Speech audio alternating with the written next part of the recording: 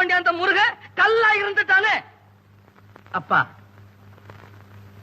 ஆண்டவனுடைய சோதனை எவனுக்கு கிடைக்கின்றதோ அவன் அருகிலே இறைவன் நெருங்குகிறான்.